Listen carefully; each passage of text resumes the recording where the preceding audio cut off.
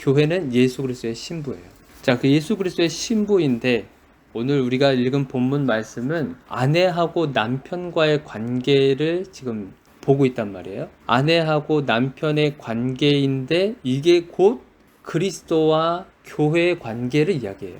지금 이 사도 바울이 에베소서에서 32절을 한번 보세요. 자, 이 비밀이 크도다.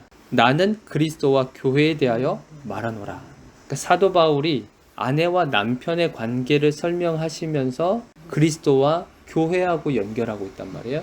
그러니까 정말 이 아내와 남편의 관계가 어떤 관계인지를 알면 교회가 어떤 곳인지를 알 수 있는 거예요. 그래서 25절을 한번 보세요. 남편들아 아내 사랑하기를 그리스도께서 교회를 사랑하시고 그 교회를 위하여 자신을 주심같이 하라. 그러니까 남편들에게 얘기하는 거예요. 아내 사랑하기를 그리스도께서 교회를 사랑하는 것처럼. 그러면 남편과 그리스도를 지금 같은 개념으로 지금 하고 있는 거예요. 그리고 아내하고 교회를 같은 개념으로 지금 설명하고 있는 거예요. 남편이 아내를 사랑하는 것처럼 그것은 곧 예수 그리스도가 교회를 사랑하는 것과 똑같다. 그런데 그러면 예수 그리스도께서 교회를 사랑하시는데 예수님이 교회를 사랑하시는데 그 방법이 무엇이냐? 25절을 다시 한번 보세요. 교회를 위해서 자신을 주셨다. 자기 자신을 완전히 내어주신 거예요. 그만큼 교회를 사랑하신 거예요. 그러면 그렇게 왜 자기 자신을 그렇게 주셨는가? 그렇게 주실 만큼 왜 사랑했는가? 그 목적이 있을 거 아니에요. 그냥 준 게 아니라. 자기 생명, 어떻게 보면 자기가 가장 소중하게 여기는 것을 줄 만큼 뭔가 이유가 있다는 거예요. 그 이유가 뭐냐면 26절 한번 보세요. 26절, 27절인데 자, 그 이유는 물로 씻어 말씀으로 깨끗하게 하사 거룩하게 하시고 그리고 27절 보세요. 자기 앞에 영광스러운 교회로 세우나.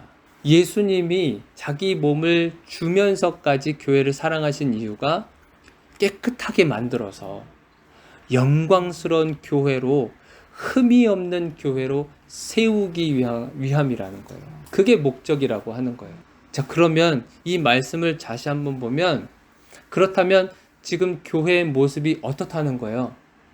그렇지 않다는 거예요. 교회의 모습이 그렇지 않기 때문에 예수님이 자기 몸을 주면서까지 이걸 교회를 회복시키겠다고 하는 그 마음이신 거예요. 우리가 그동안에도 살펴봤지만 교회가 장사의 소굴로 만들어 버렸잖아요. 교회라는 곳이 기도하는 곳이고 하나님의 영광을 나타내는 곳이고 하나님을 드러내는 장소로 쓰여진 게 아니라 사람들이 모여서 자기들의 이익을 위해서 교회라는 것을 사용했단 말이에요. 자신들의 욕구를 채우기 위한 하나의 장소로 교회를 이용해 먹었단 말이죠. 그러니까 교회가 완전 변질된 모습이에요. 원래 하나님이 만들어 놓으신 교회의 모습은 정말 흠이 없고 깨끗하고 순결한 곳인데 사람들이 그렇게 만들어 버렸습니다. 그렇게 만들어 버린 거예요. 이런 모습을 가지고 있는 교회를 예수님이 자기 몸을 주면서까지 그 순결하고 깨끗하고 흠이 없는 교회의 모습으로 다시 회복시키겠다고 하는 그 마음이 담겨져 있는 거예요. 그래서 예수님이 교회를 얼마나 사랑하셨는가. 그리고 예수님이 세우신 이 교회를 포기하실 수가 없는 거예요. 교회가 타락하고 우리가 지금 오늘날 우리 교회들에게도 많이 손가락질 하잖아요. 교회가 얼마나 타락했는지 성적으로 타락하고 재정적으로 타락하고 사람들 관계 안에서도 타락의 모습이 너무나 질비하게 나타나죠. 자기의 욕구들, 자기가 가지고 있는 것들을 사람들한테 자랑하기 위한 장소로 완전히 전락돼 버려 있잖아요. 그런데 예수님은 그 교회를 포기하실 수가 없는 거예요. 그 교회를 예수님의 피값으로 사셨기 때문에 포기할 수가 없단 말이에요. 단지 우리가 지금 건물로만 보고 있지만 우리 인간 한 명 한 명, 성도 한 명 한 명을 다 교회로 생각하신다고 그랬잖아요. 그러면 그 한 사람 한 사람들마저도 교회의 참모습을 지금 잃어가고 있는 거예요. 그런데 포기할 수가 없어요. 하나님은 포기하실 수가 없는 거예요. 왜냐하면 하나님의 사랑이 그 성도에게 있잖아요. 그 성도를 사랑하고 그 성도를 포기할 수 없을 만큼 사랑하셔서 예수 그리스도를 보내셨잖아요. 그러니까 절대 포기하실 수 없는 거예요. 하나님은 교회를 포기할 수 없고 성도들을 포기할 수 없는 거예요. 내 사랑하는 양이기 때문에. 그렇기 때문에 예수님이, 완벽하신 예수님이 오셔서 그 모습, 순결해야만 했었던 그 모습을 다시 회복시키겠다고 하는 이 목적이 있는 거예요. 그래서 내가 교회를 이만큼 사랑했다. 내 자신을 줄 만큼. 이게 여기 신약에서만 나타나는 게 아니고 구약에서도 그 모습이 나타나요. 하나님이 얼마나 이스라엘 백성들을 사랑했는지, 그 타락하고 우상으로 아주 찌들어져 있는 삶인데도 불구하고 하나님은 이스라엘 백성들을 포기할 수가 없었어요. 그게 호세아서에 나와 있어요. 호세아서는 선지서인데 이 호세아가 가지고 있는 주제가 뭐냐면 결혼과 그리고 용서가 핵심 주제예요. 그런데 이 결혼이라고 하는 걸 누구랑 결혼시켰냐면 이 호세아는 선지자거든요. 하나님의 말씀을 대언하는 선지자예요. 그런데 이 호세아한테 하나님이 뭐라고 명령하시냐면 1장 2절 여호와께서 처음 호세아에게 말씀하실 때 여호와께서 호세아에게 이르시되 너는 가서 음란한 여자를 맞이하여 음란한 자식을 낳으라. 이 나라가 여호와를 떠나 크게 음란함이니라. 호세아가 아까 누구라 그랬어요? 선지자라 그랬단 말이에요. 하나님의 말씀을 대언하는 선지자. 그 선지자는 거룩해야 되잖아요. 거룩해야 되는데 지금 누구랑 결혼하라고 명령하시냐면 음란한 여자를 찾아서 그 여자와 결혼을 하고 결혼한 것뿐만 아니라 자녀들까지도 낳으라고 그래요. 여기서 말한 음란한 여자를 누구를 말하냐면 이스라엘 백성들을 얘기하는 거예요. 유다와 이스라엘 백성들. 그들이 얼마나 음란하고 우상에 빠져 있는지를 지금 얘기를 해주고 있는 거예요. 이 호세아 선지자 보고 그 음란한 여자와 결혼을 해라고 하시는 거예요. 정상적인 여자를 만나서 결혼하라는 게 아니고 음란한 여자를 만나서 결혼하라고. 근데 그 음란한 여자가 이게 어떤 상징적으로 하는 얘기겠지만 이때 당시 유다와 이스라엘 백성들, 그러니까 하나님의 백성들이라고 하는 그 사람들을 이야기하는 거예요. 그만큼 그 당시에 하나님을 버리고 우상을 섬기고 하는 일이 얼마나 많았는지. 그래서 이 호세아가 누구를 만났냐면 고멜이라고 하는 여자를 만나요.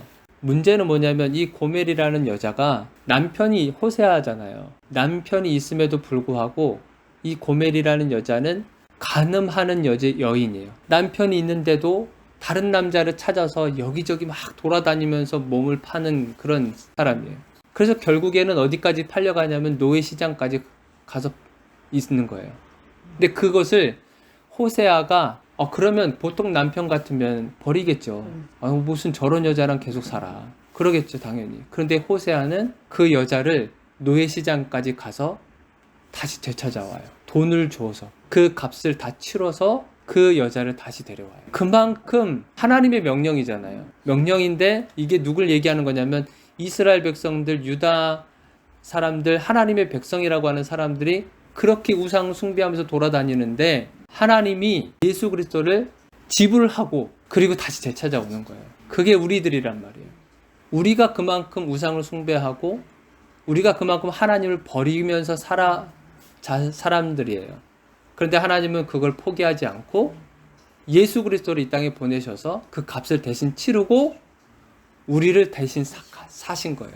그걸 보여주시는 거예요. 그래서 결혼이라고 하는 게 하나님과 우리의 관계, 교회와 그리스도의 관계를 이것만큼 정말 정확하게 설명해 줄 수 있는 것은 아무것도 없는 거예요. 하나님이 다시 찾아오신 거예요.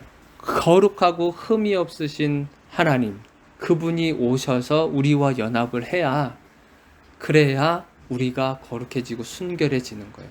교회인 신부들, 교회가 거룩하고 흠이 없고 깨끗해야 되는데 그렇지 못한 그 모습을 그냥 포기하지 아니하시고 완벽하신 하나님이 오셔서 결혼이라는 걸 통해서 교회가 순결해지고 깨끗해지고 정결해지는 거예요.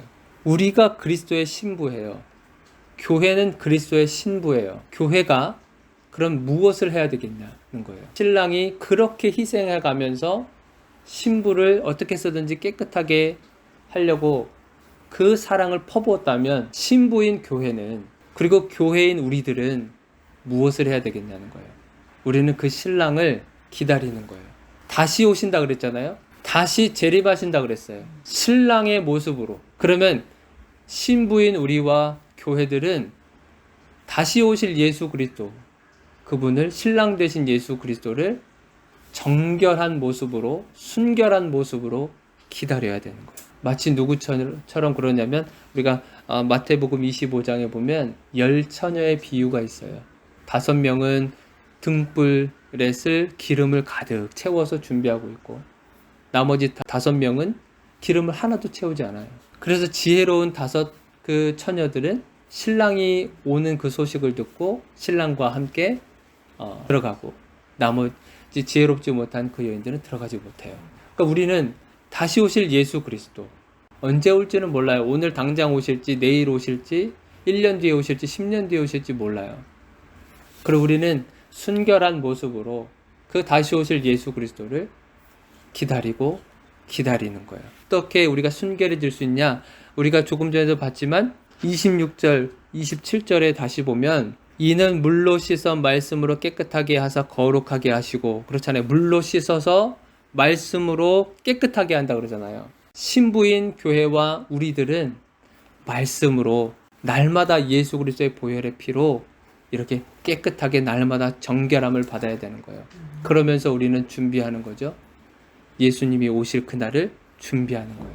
우리 스스로는 깨끗해질 수 없기 때문에 예수 그리스도의 보혈의 피로 계속 날마다 정결해지고 그 모습 속에서 우리는 다시 오실 예수 그리스도를 기다리는 겁니다. 우리가 정리를 하자면 교회는 예수 그리스도의 신부예요. 그래서 신랑이신 예수 그리스도는 지금 어디 있냐면 하늘 보좌에 계세요. 그리고 다시 오실 거예요. 다시 오신 그분을 우리가 기다리는 것이 우리가 해야 될 일입니다. 날마다 예수 그리스도의 보혈로 씻겨지고 말씀으로 씻겨지고 하는 그 가운데에서 우리가 정결함으로 예수 그리스도를 기다리는 겁니다. 기도하겠어요?